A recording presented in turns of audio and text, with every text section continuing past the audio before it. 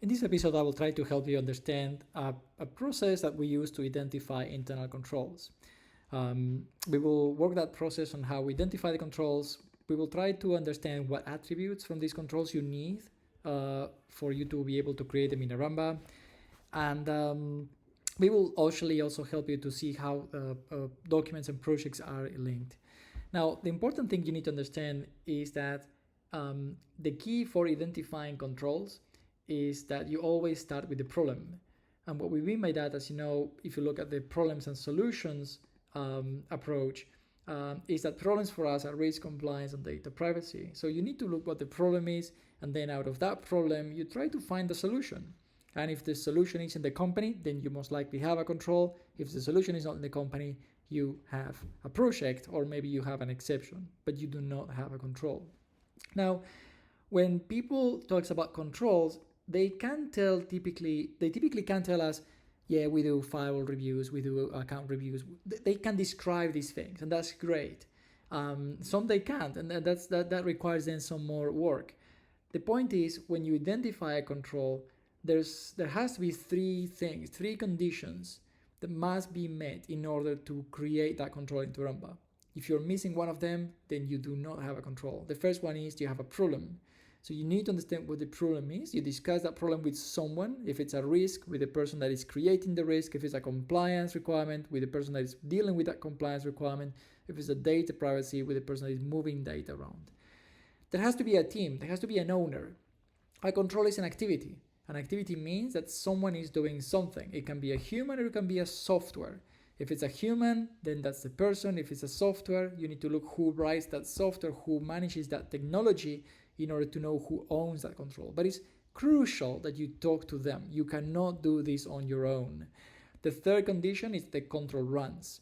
Many people will say, well, we want to do firewall reviews every quarter, and we know that the problem, we know the team, but is it being done right now? If it's not being done right now, then you do not have a control. What you have is a project, at least in the eyes of Aramba. Now, when you create a control, there's different set of maturities. When you go to the Aramba and you try to create a control, you see you have by default many fields in here. What we mean by maturity is that your controls, let me go and see this thing. Here. What we mean by maturity is that you should keep as simple as possible the way you document your controls. The basic maturity, and that's perfectly fine for most people, is to just define the name of the control, the objectives of what the control does in one paragraph, that's more than enough, and who operates that control. Now, that will be the basic thing to do, and if you cannot do more unless you start inventing things, I will definitely stay here. The second maturity is where you have what we have in the same level 1, plus you have a policy. So a control is an activity. So the control, because it's an activity, should have some instruction. We do firewall reviews this way, so we know how the control should operate. We do laptop encryption, so we have a process on how to do this encryption of laptops. So if you have that policy, that will be great, and then you can have the number 2 maturity. Now the third one is the one that I will be very, very careful about going for unless you have already identified all controls in your company.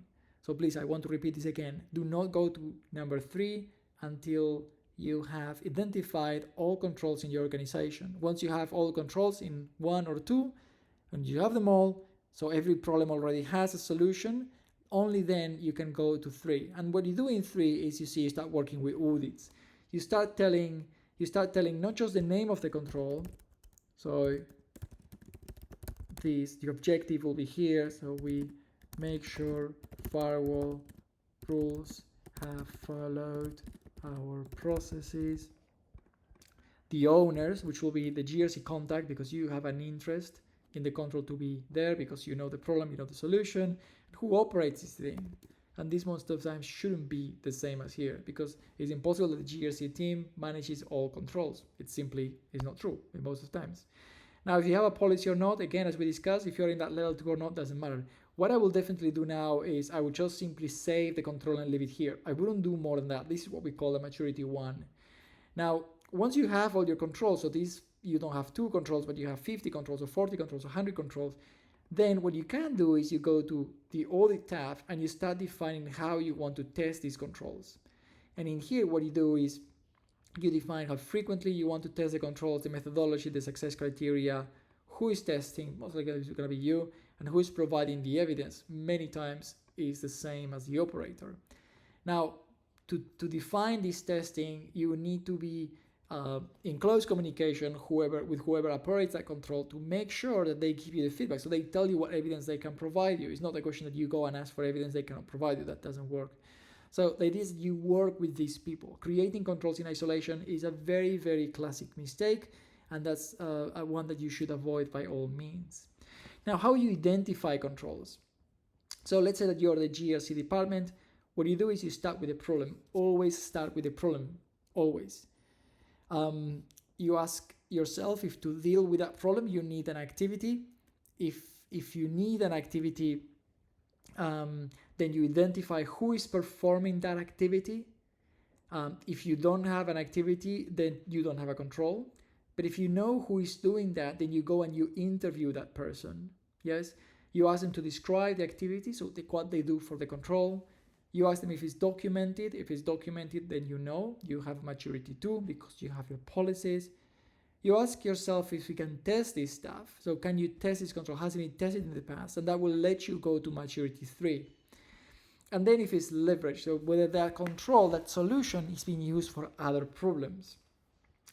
These questions are the basic questions for you to understand that maturity, to understand what you can document into Ramba. At the end, once you define this, you can go ahead and create the control directly into the software. So what you need to think is a Ramba needs some attributes, and that's this outcome that you see here.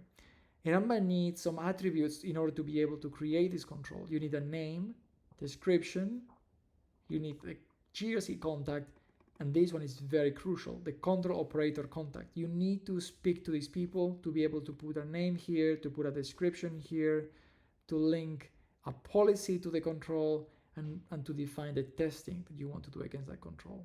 So again, the identification of controls is not rocket science, but it's not something you can do on your own.